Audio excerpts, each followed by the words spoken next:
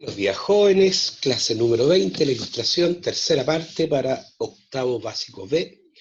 Estamos en la unidad número 3, nuevos principios que configuran el mundo occidental, la ilustración, revolución e independencia. Los contenidos son las principales ideas de la ilustración, la crítica al antiguo régimen y promoción del ideario republicano. Los objetivos son analizar las principales ideas de la Ilustración, reconocer las críticas al antiguo régimen y conocer el ideario republicano. Las habilidades son el pensamiento crítico, pensamiento temporal, pensamiento espacial, el análisis y la síntesis. Profesor quien les habla y nuestro correo es profedejuan.octavo@gmail.com. ¿Ya? Si mal no recuerdo, entonces, en nuestra última clase quedamos en la diapositiva número 50, ¿ya? En la diapositiva número 50, porque esta ya sería la tercera clase.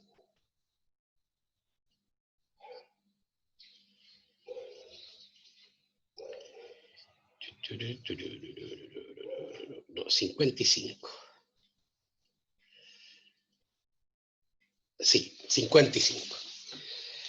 Ya chicos, entonces recuerden, estamos en el siglo XVIII, en Europa, ya donde se caracteriza, ¿no es cierto?, desde el punto de vista político por la existencia de las monarquías absolutas, ¿ya? Estas monarquías donde el poder, la capacidad de mando, la capacidad de generar obediencia, se encuentran en las manos de una sola persona, ¿ya? Esta persona es el rey o monarca. Este gobierno tiene características, ¿ya? Se supone que el poder viene de Dios, ¿ya? Dios le da reyes a los hombres para que estos no se maten entre sí, ¿ya? Ahí está la teoría del derecho divino de los reyes, ¿no es cierto? Como lo vimos con su principal defensor, el cardenal Bossuet, ¿no es cierto?, en Francia en el siglo XVIII. El poder se traspasa de padre a hijo, ¿ya? El poder es vitalicio, dura toda la vida del gobernante. El rey no le da cuentas a nadie de lo que hace solamente su voluntad. El país o territorio es patrimonio del rey. Todo lo que está en el país es del rey. Y las personas que viven en ese país son súbditos, es decir, personas que tienen que obedecer al rey.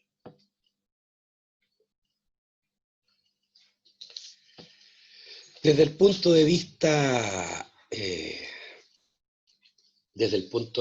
social, ¿no es cierto? Tenemos una sociedad estamental, es decir, el lugar que uno ocupa en la sociedad está dado por el nacimiento. Ya se puede ser noble, se puede ser cura o monja, o pertenecer al tercer estado, al estado llano, donde están los burgueses, ¿no es cierto?, donde están los campesinos, donde están los obreros urbanos. ¿Sí? Y la otra característica de esta sociedad es que está marcada por los privilegios.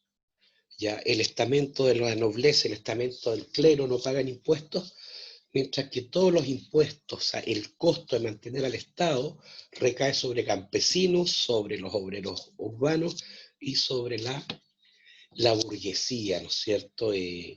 Estos grandes comerciantes, estos banqueros que viven en los burgos o ciudades de esa época. Y también, ¿no es cierto?, pasamos a ver también la cultura, ¿no es cierto?, que aquí en el siglo XVIII hay dos grandes corrientes culturales. Por un lado está el barroco, ¿no es cierto?, cargado, ¿no es cierto?, de pinturas de colores, ¿no es cierto?, de volutas, de figuras geométricas, de curvas, ¿no es cierto? Y también está el arte neoclásico que trata de rescatar todo lo que es el ideal de belleza de los antiguos griegos y romanos, ¿ya? Que es de donde bebe la cultura occidental. No olvidemos, muchachos, que a los romanos les debemos el idioma, la religión, el derecho, parte de la arquitectura. A los griegos les debemos la democracia, la filosofía, la ciencia, el teatro, ¿ya? La historia, el ideal de belleza. Así que ahora estamos, ¿no es cierto?, en la pintura neoclásica. Muestra interés por la belleza ideal, el dibujo, predomina la línea sobre el color y la composición. Entre los temas destacan los mitos e historia clásica. Mito e historia clásica, estamos hablando de mitos e historias de Grecia y Roma antiguas, pero también hechos contemporáneos. Uno de los principales pintores de la corriente neoclásica es el francés Jacques-Louis David. ¿Ya? Aquí está la muerte de Sócrates, ¿no es cierto?, este filósofo griego, que es acusado, ¿no es cierto?, de corromper a la juventud en Atenas. ¿Y qué era corromper a la juventud? Básicamente lo que está haciendo su profesor de historia. Es decir, que tengan conocimientos para que tomen sus propias decisiones, no coaccionados por nadie, sino que tengan un pensamiento crítico y una capacidad de propuesta para que contribuyan, ¿no es cierto?, al bien común de nuestro país. ¿Ven? Una linda pintura neoclásica. También de Jacques-Louis David está el juramento del juego de la pelota, que esto ocurre durante la Revolución Francesa, ya lo vamos a ver en profundidad, cuando los diputados, es decir, los representantes del tercer estado, el estado llano, deciden, ¿no es cierto?, no disolverse hasta no dar a Francia una constitución. ¿Y qué es una constitución? Es una ley que organiza a un estado, es la ley que organiza un país, ¿ya? Establece el ordenamiento jurídico, establece la separación de los poderes del Estado y establece los derechos y deberes de los ciudadanos. El juramento del juego de la pelota porque se hizo precisamente en aquel lugar del Palacio de Versalles, donde el rey se reunía a jugar a la pelota con sus nobles más regalones.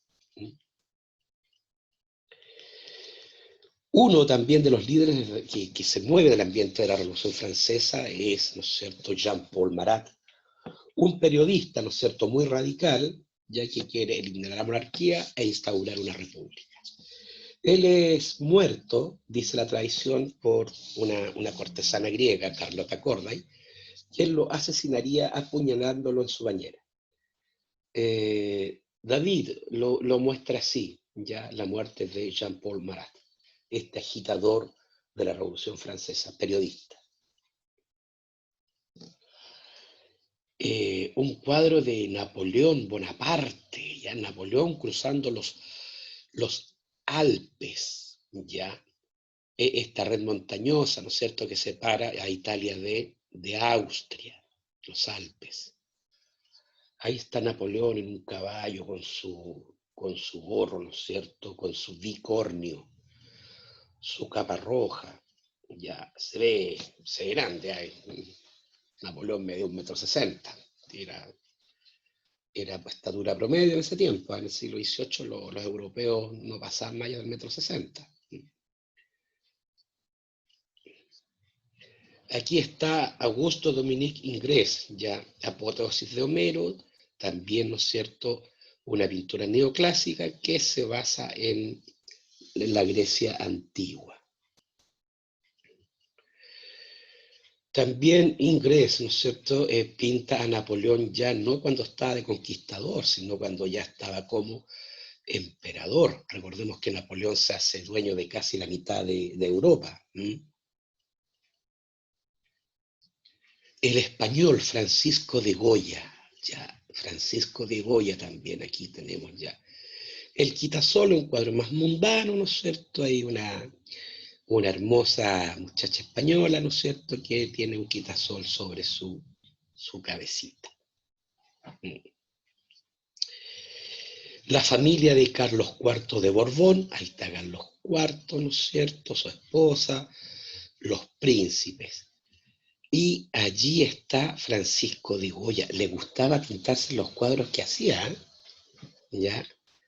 Así como algunos directores de cine actual tienen pequeñas apariciones en sus películas. Bueno, eso no lo inventaron ellos, lo inventó Francisco de Goya, este señor. Los fusilamientos del 3 de mayo, cuando los franceses invaden España, ¿no es cierto?, toman preso al rey Fernando VII, razón por la cual comienza el proceso de emancipación de las colonias americanas, entre ellas Chile. Saturno devorando a sus hijos, ¿no es cierto? ahí se comía a sus hijos Saturno, según la mitología griega. Es así como lo ve Francisco de Goya. ¿Ya? Bueno, Saturno para los romanos, Cronos para los griegos. Cronos es el tiempo, y el tiempo lo devora todo, ¿ya? Los griegos en su mitología tienen hermosas eh, eh, hermosas, ¿no es cierto?, imágenes para demostrar cosas que son muy nuestras, muy de los seres humanos. Cronos, el dios Cronos se come a sus hijos, es una metáfora para decir que el tiempo devora todo, el tiempo es inexorable. Y llegamos a esto que se llama, muchachos, la ilustración. ¿Ya? Dice, las ideas ilustradas serán el fundamento ideológico de la Revolución Francesa de 1789. ¿Ya? Tendrá su mayor desarrollo en Francia durante el siglo XVIII. Fue reconocida como un movimiento intelectual de salón, con mucha aceptación dentro de los grupos burgueses. ¿Ya? Aquí, en esta pintura, tendríamos, ¿no es cierto?, a uno de los principales personajes ilustrados de la Francia, Turgot, ¿ya?, Diderot, Rousseau, Voltaire, D'Alembert, ¿ya?, que los vamos a ir viendo.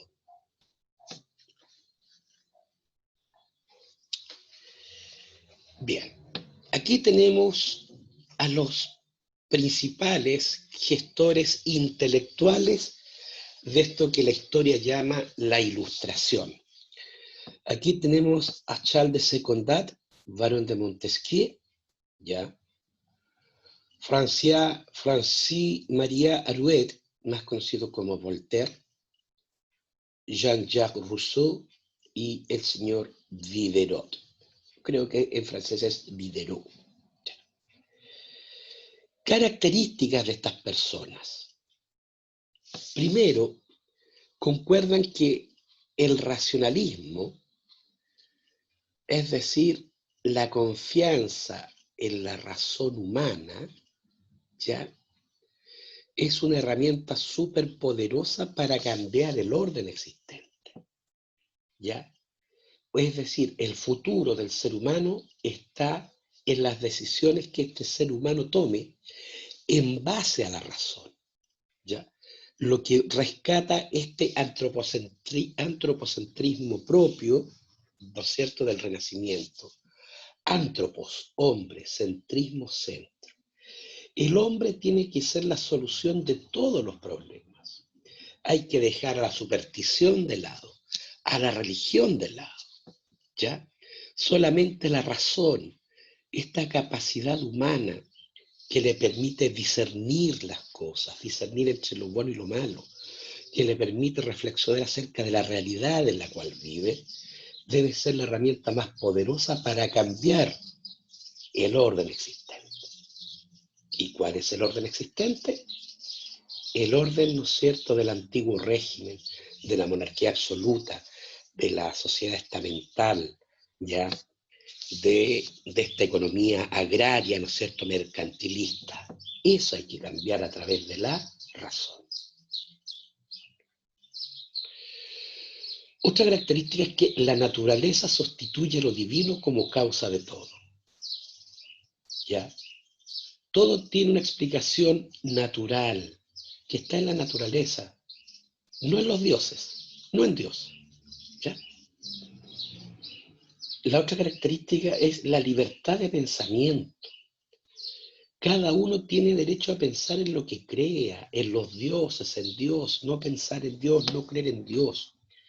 Y la libertad de pensamiento para los ilustrados sería la condición para el progreso. ¿Ya?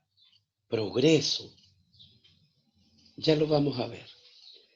Tiene una actitud crítica hacia el absolutismo. ¿Ya?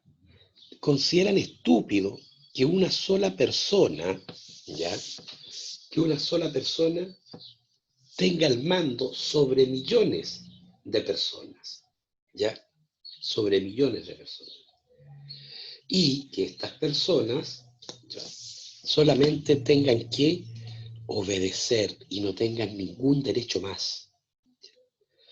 Por lo tanto, Montesquieu, este señor, dice que el poder no debe estar en manos de una sola persona, sino que debe existir un poder que gobierne, poder ejecutivo, un poder que haga las leyes, un poder legislativo, y un poder que aplique las leyes, un poder judicial. Y estos deben ser independientes entre sí para evitar, ¿no es cierto?, la corrupción y el abuso de poder. Este otro señor, Rousseau, establece que el poder no se lo dio Dios a un hombre. El poder, la capacidad de mando, está en las personas, en el pueblo, en el populus, en lo que él llamaba la voluntad popular o soberanía. También plantea la Ilustración el laicismo. Es decir, hay tolerancia religiosa, pero es contraria al dogmatismo de la Iglesia, ¿ya? Cada persona debe tener el derecho de creer o no creer en Dios, ¿ya? La razón está en contra de los dogmas. ¿Qué es un dogma? Un dogma es una afirmación que no merece discusión, chicos. Como por ejemplo, ¿ya? El Dios de los cristianos nace de una mujer virgen. Sabemos que biológicamente es imposible la virginidad con la concepción, ¿ya? El Dios cristiano es una trinidad, Dios Padre, Dios Hijo, Dios Espíritu Santo. Pero racionalmente 3 es igual a 3, 3 no es igual a 1. Ahí hay dos ejemplos de dogmas. Para los musulmanes, Mahoma, el creador de su religión, en la ciudad de Jerusalén, se fue elevado al cielo en una nube. Él no murió, no se descompuso.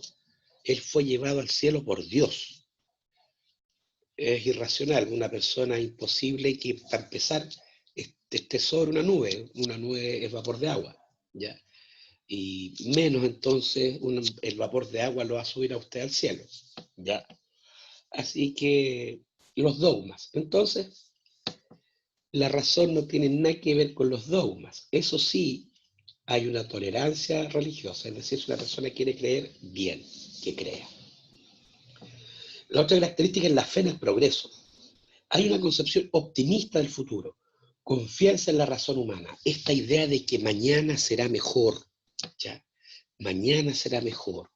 Esta fe en que todo va a cambiar, en que vamos a ir de estadios inferiores de civilización a estados superiores de civilización, donde nos respetemos, donde nos comprendamos, donde seamos más solidarios. Y por último, una preocupación por la educación, ya que la educación es la base del progreso social. Este es del filósofo Immanuel Kant, ¿ya? Estos señores desarrollaron todas estas ideas, y a estas ideas se les llama la Ilustración. Una de las características más típicas de este movimiento intelectual fue la aparición de la enciclopedia, un libro que compendia, que resume el saber y el pensamiento ilustrado. ¿Ya? Hasta aquí, chicos. ¿Alguna pregunta, duda o consulta? Ninguna, profe. No, hay uno solo en Eh, clase, no me eh, aparece. No, profesor, ninguna profe, duda. tengo una duda. ¿Cuándo va a Dígame. ser la prueba de historia? La subo el 12 de octubre y tienen una semana para hacerla, puede ser de A1, de 2, de 3, hasta de A4. ¿Ya? Ya. Así que terminamos hoy día con esto y las próximas clases hacemos la guía de retroalimentación de la Ilustración. Y de ahí les subo la prueba y yo continúo con el programa. ¿Les parece? Sí. Sí, me contesto yo solo. Los postulados básicos de la Ilustración, ya lo habíamos dicho: A, la razón como forma de encontrar la verdad y explicar la realidad. B, la razón permitirá alcanzar el progreso ilimitado y la felicidad humana terrenal, no la felicidad humana que nos prometen los dioses en el cielo, etc. No. La moral y la educación no deben estar en manos de la religión, ya que ésta se basa en la fe y no en la razón. Incentiva el desarrollo de la ciencia. Solo ella permite explicar la verdad sobre los fenómenos y establecer leyes naturales. La razón, todo debe ser racional. El progreso humano está íntimamente ligado con la ciencia. La Ilustración era un movimiento abiertamente antirreligioso. Plantean una educación laica. Ojo, que la Ilustración sea antirreligiosa no significa que sea intolerante, ¿ya? Si alguien quería creer en la religión, bien. Si no, bien también. ¿Ya? Aquí tenemos a los científicos del siglo XVIII, ¿no es cierto?, mirando los astros. Y acá tenemos un retrato de cómo creemos nosotros que fue Cristo. Postulados básicos de la Ilustración. Mayor igualdad social. Las desigualdades sociales, la esclavitud y la servidumbre no corresponden, ya que todos somos iguales porque provenimos de la misma esencia, la igualdad ante la ley. Tolerancia, humanitarismo y filantropía. Filo, amigo, antropos, amigo del hombre, la filantropía, ya esta generosidad, esta caridad para con el prójimo. ¿Ya? Entonces, tolerancia, humanismo y filantropía son los nuevos valores que proponía la moral ilustrada. Los ilustrados están en contra de una sociedad estamental y desigual. La enciclopedia, acá está, ¿no es cierto? Obra editada en Francia en el siglo XVIII, específicamente entre los años 1751 y 1772, durante 21 años. Editada por los filósofos franceses Denis Diderot y Jean d'Alembert. Tenía por propósito incluir todos los conocimientos de su época, tanto de las ciencias como las humanidades y las artes. Fue pensada también para hacer críticas a la monarquía absoluta de la época y a la Iglesia. Los enciclopedistas se reconocían como deístas. Creían en un Dios creador, pero no en el Dios de los cristianos. Hoy día les llamaríamos, ¿no es cierto?, libre pensadores, le llamaríamos, ay, se me fue el término, ya me voy a acordar. Principales exponentes del movimiento ilustrado: François-Marie Arouet, Voltaire, 1694-1778. Voltaire realiza fuertes críticas a la Iglesia, no cree en la intervención divina en los asuntos humanos, cuestiona la idea del providencialismo, lo mismo, que el destino de un ser humano está determinado por algún Dios determinado. Y luchará contra la intolerancia religiosa, propio del dogmatismo cristiano, del dogmatismo musulmán y en realidad de todos los dogmatismos y las religiones. Aquí tenemos a Jean-Jacques Rousseau, 1712-1718. Las principales ideas son la soberanía popular. El pueblo tiene la facultad de elegir las autoridades a través del sufragio, y esta idea evidentemente cuestiona las monarquías absolutas. Él cree en una bondad natural del ser humano. Es la sociedad la que corrompe al ser humano. El ser humano, según él, nace puro, nace sin maldad. Bueno, es lo que creía él, ¿no es cierto? Charles de Secondat, barón de Montesquieu, 1689-1755. Montesquieu, su principal idea es la separación de los poderes del Estado. Esta idea cuestiona las monarquías absolutas, ¿ya?, porque cada uno es autónomo. Debe haber un poder ejecutivo, que estamos hablando del siglo XVIII, no pueden cambiar de la noche a la mañana.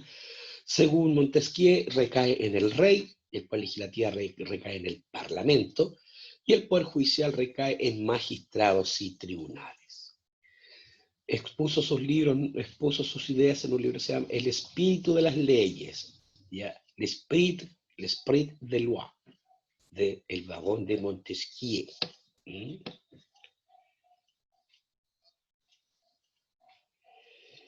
¿Qué establece? Ya dice: el poder legislativo elabora nuevas leyes, modifica o deroga la ley existente, esto lo haría el Parlamento. El poder ejecutivo gobierna el Estado, dirige la política exterior, cuida de la seguridad pública, rey o presidente de la República. El Poder Judicial juzga el cumplimiento de las leyes, castiga los crímenes y previene abusos del Poder Ejecutivo. Esto se da en los tribunales. El Poder Legislativo sería elegido por los ciudadanos. El Parlamento de Westminster, en Inglaterra, Londres, ¿no es cierto?, ya que Montesquieu basa sus ideas en el sistema político inglés. Recuerden que a partir del siglo XVII en Inglaterra no hay una monarquía absoluta, sino que hay una monarquía parlamentaria, en donde el rey tiene que acatar una constitución, una ley que organiza el Estado, y en donde, ¿no es cierto?, la Cámara de los Lores y de los Comunes son los que hacen las leyes.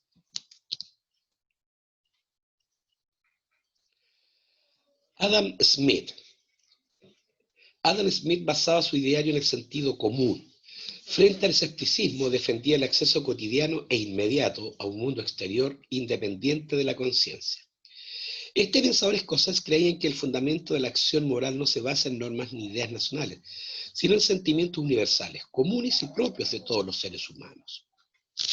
En su obra La riqueza de las naciones, él plantea que la riqueza de un país, de una nación, se encuentra en la capacidad de generar riqueza a través del trabajo. Y el trabajo se logra a través de la inversión. Y la inversión permite, ¿no es cierto?, el libre juego de la oferta y la demanda. Es el libre juego de la oferta y la demanda la que, ¿no es cierto?, resolvería el problema económico. ¿Y cuál es el problema económico? Cómo satisfacer necesidades ilimitadas con bienes o recursos escasos. Este señor, entonces, es el que sistematiza y da orden a la economía que nos rige hasta el día de hoy, que es la economía del libre mercado o la economía, ¿no es cierto?, capitalista.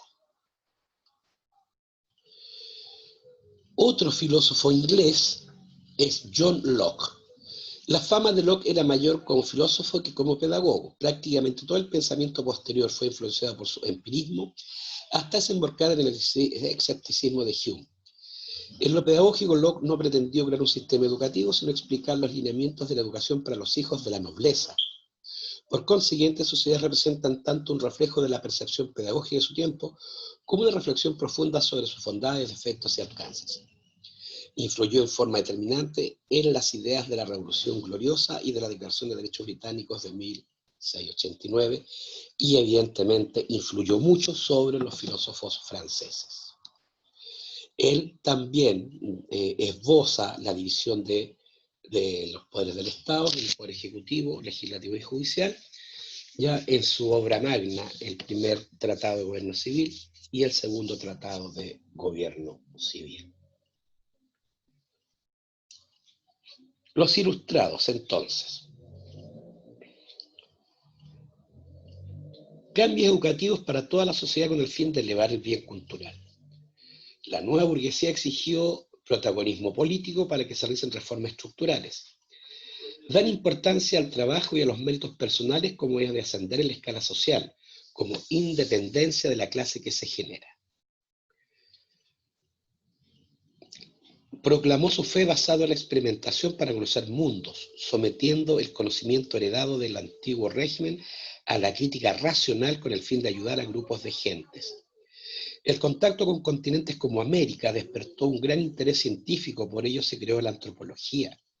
Siendo la moda y la música principales ideas ilustradas, se reconocieron músicas como Mozart y Bach. La ilustración traspasó fronteras, pero cada país presentó diferentes rasgos característicos.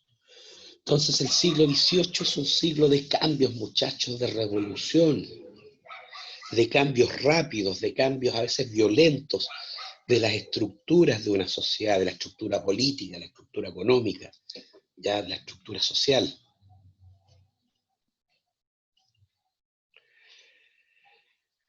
En síntesis, ¿qué es la ilustración?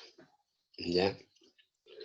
Es una corriente de pensamiento que se apoyaba en el dominio de la razón para explicar su mundo natural, la sociedad y las ideas políticas. Este movimiento pretendía iluminar al mundo con la razón. Basado en la razón del mundo, basado en la razón del mundo, critica de esas monarquías antiguas, siglos XV y XVII y finales, y mejoras para los nuevos ideales en política, economía e ideología.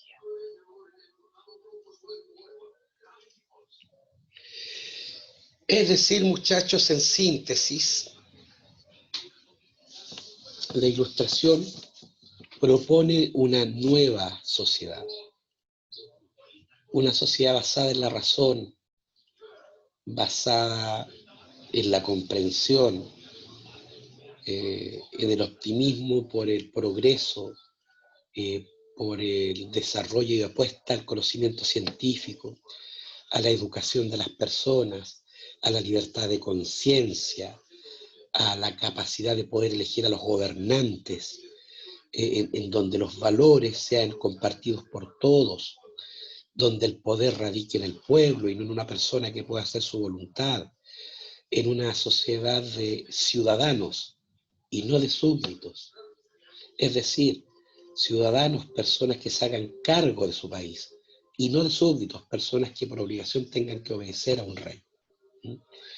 Eso es lo que propone la Ilustración.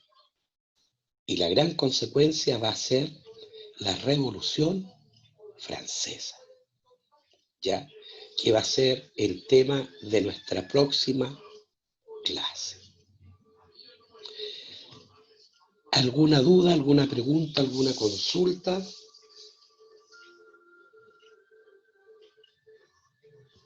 Ninguna, profe. No. Ya, No. mis bebitos. Vamos a parar la grabación, no se me vayan para pasar lista.